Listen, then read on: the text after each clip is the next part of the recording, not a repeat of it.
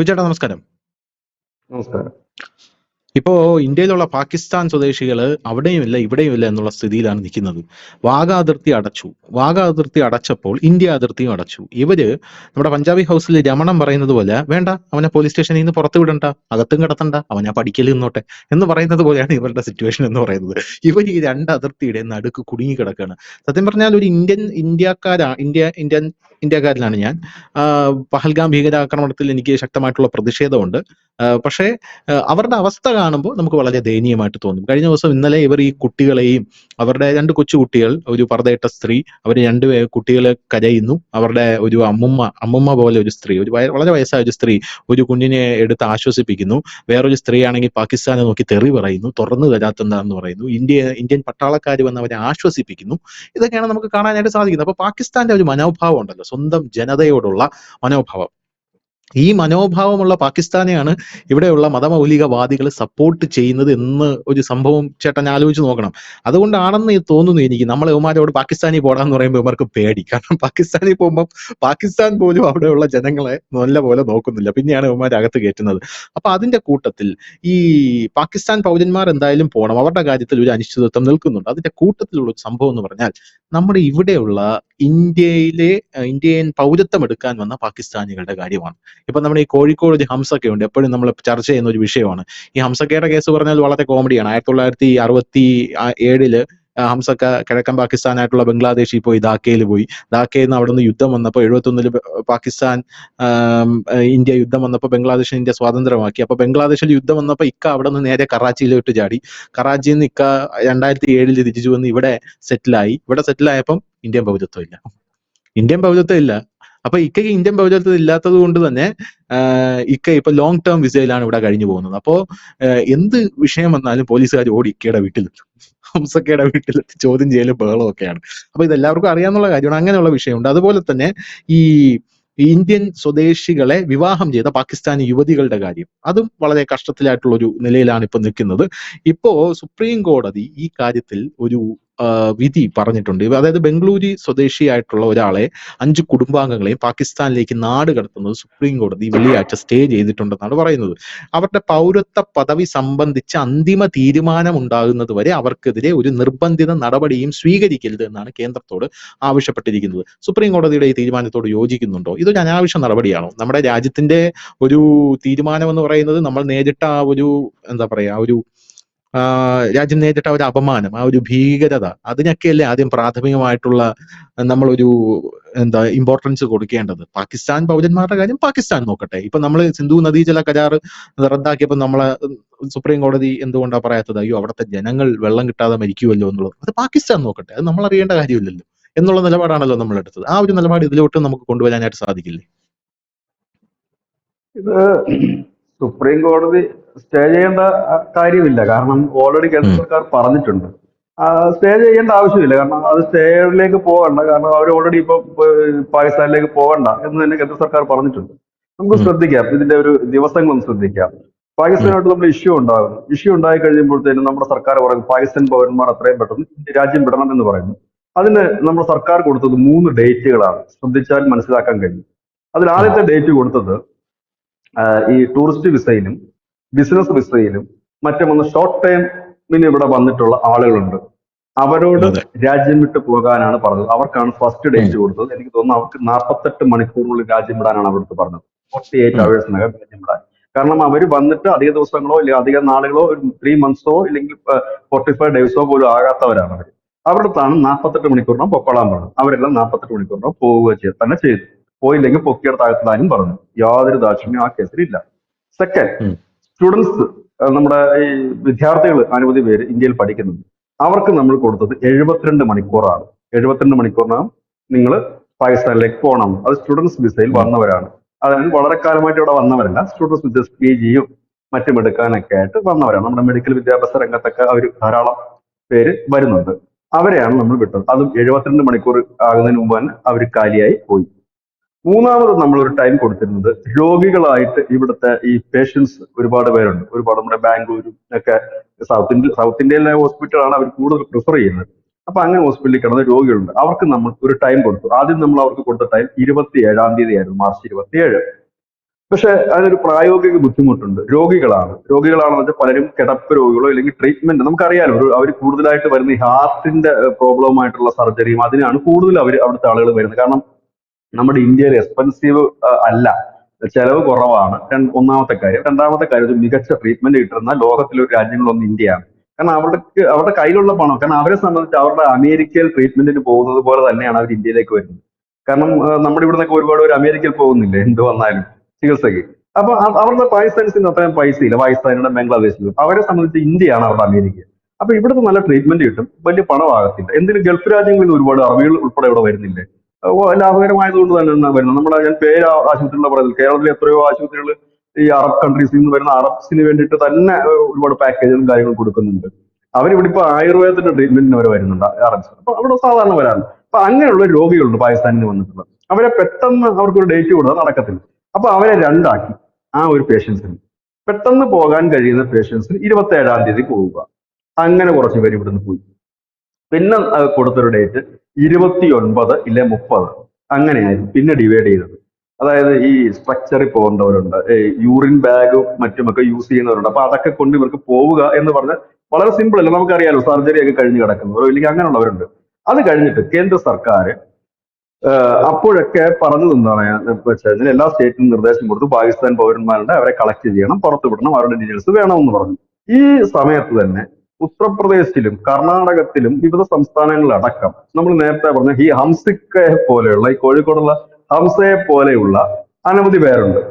അവരുടെ കേസ് ഇതിൽ നിന്നെല്ലാം വ്യത്യസ്തമാണ്. അവർ ഷോർട്ട് ടൈം വിസയിൽ വന്നവരല്ല, വിസിറ്റിംഗ് വിസയിൽ വന്നവരല്ല, മെഡിക്കൽ വിസയിൽ വന്നവരല്ല, സ്റ്റുഡൻസ് അല്ല, ഇതൊന്നുമല്ല. അവർ വന്നിട്ട് ഇവിടെ പതിറ്റാണ്ടുകളായി. അവര് വരുന്ന സമയത്തൊന്നും ഇവിടെ നരേന്ദ്രമോദിയോ BJP യോ അല്ല ഭരിക്കുന്നത്, കോൺഗ്രസ് ആണ് ഈ കാലാകാലങ്ങളിൽ ഭരിച്ചുകൊണ്ടിരുന്നത്. അത് നമുക്ക് ശരിക്കും പറഞ്ഞാൽ വ്യക്തമായിട്ടൊരു പൗരത്വ നിയമം ഇല്ലായിരുന്നു എന്ന് വേണമെങ്കിൽ പറയാം. നമ്മളിപ്പോ പൗരത്വ ഭേദഗതി നിയമമാണല്ലോ ഇപ്പൊ അവിടെ കൊണ്ടുവന്നത്. അപ്പൊ ഉണ്ടായിരുന്ന നിയമം ദുർബലമായിരുന്നു, ഇല്ലെങ്കിൽ അത് കാര്യക്ഷമമായി നടപ്പാക്കാനുള്ള കപ്പാസിറ്റി നമ്മുടെ രാജ്യത്തെ കോൺഗ്രസിന് ഇല്ലായിരുന്നു. കാരണം എന്താണെന്ന് വെച്ചാൽ അതിനകത്ത് കൃത്യമായ ഒരു ചട്ടക്കൂടില്ലായിരുന്നു. ആർക്ക് പൗരത്വം കൊടുക്കണം, എങ്ങനെ പൗരത്വം കൊടുക്കണം എന്നുള്ള ഒരു വലിയ ഇഷ്യൂ ഉണ്ടായിരുന്നു.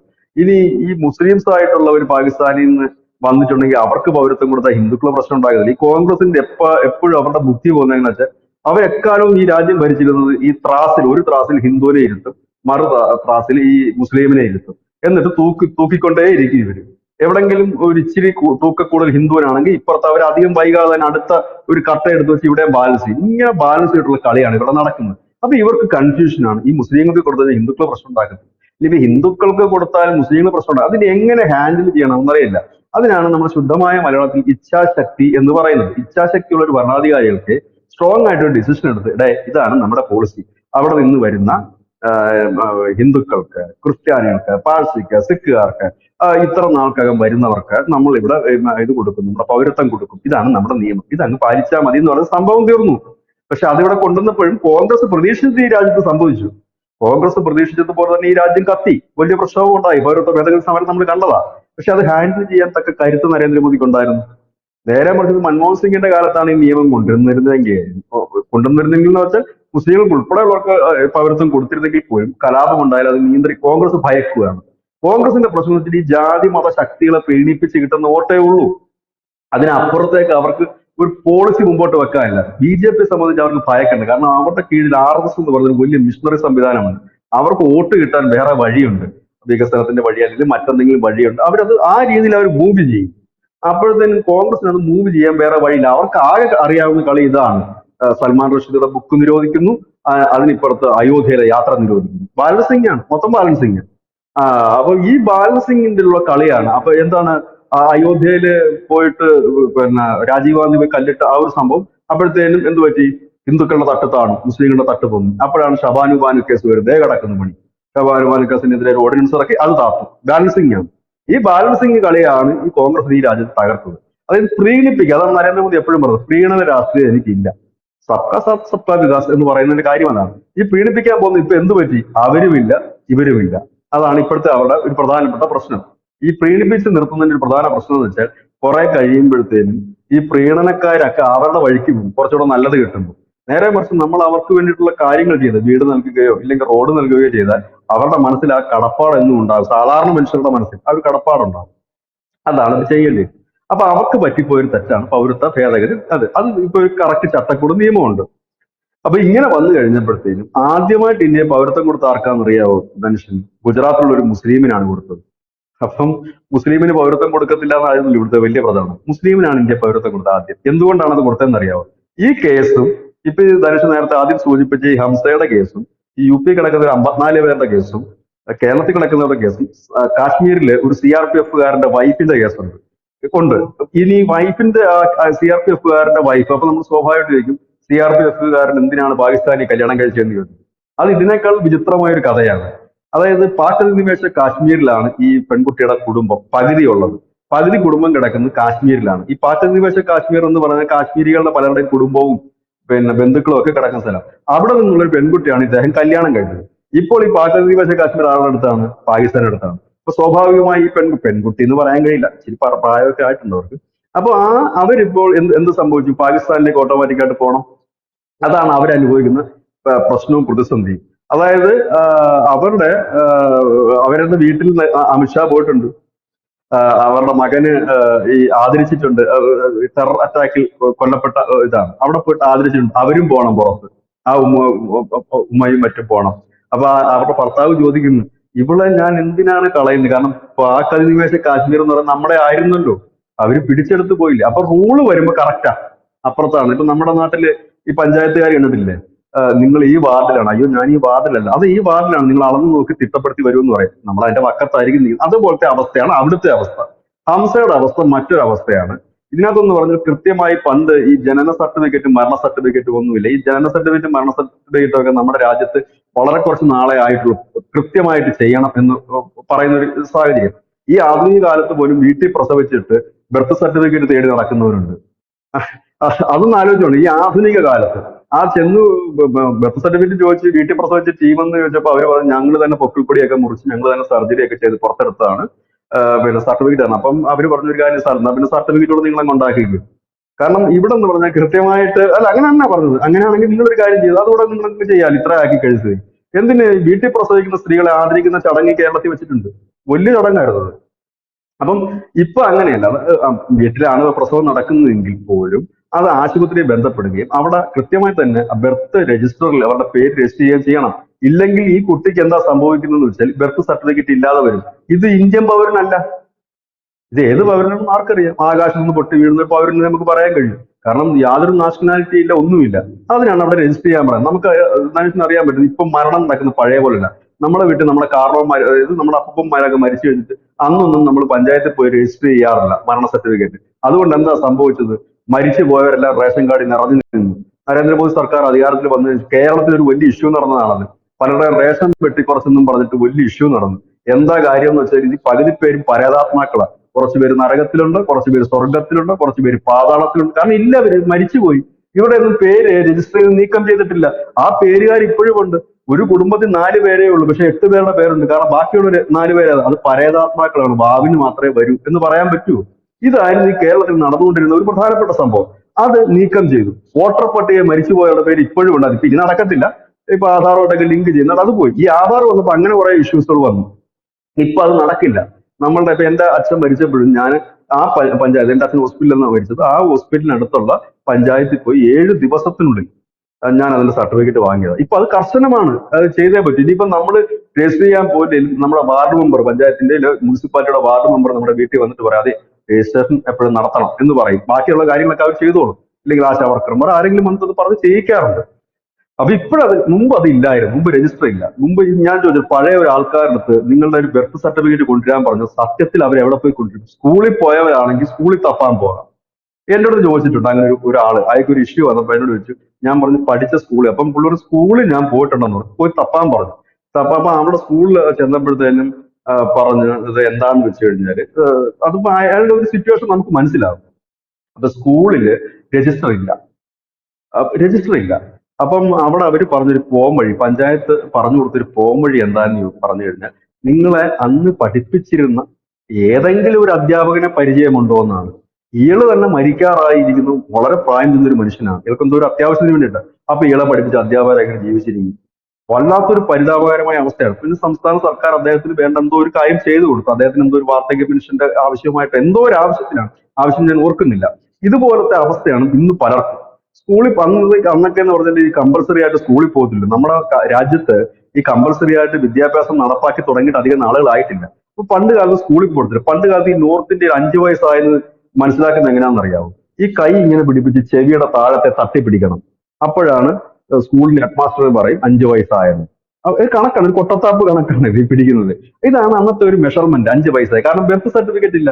കുട്ടിയെ കൊണ്ട് രക്ഷാർത്ഥ ചെല്ലുമ്പോൾ പറയും, ഇത് കുട്ടി 5 വയസ്സായോ, ശരി ഇത് കയറി നിൽക്കി, ഇങ്ങനെ പിടിക്കാൻ പറയാം. അത് കൈ ഇങ്ങനെ നേരെ വട്ടം പിടിച്ചിട്ട് ചെവിയുടെ താഴത്ത് തട്ടിൽ ഇങ്ങനെ പിടിക്കണം ഈ കുട്ടി.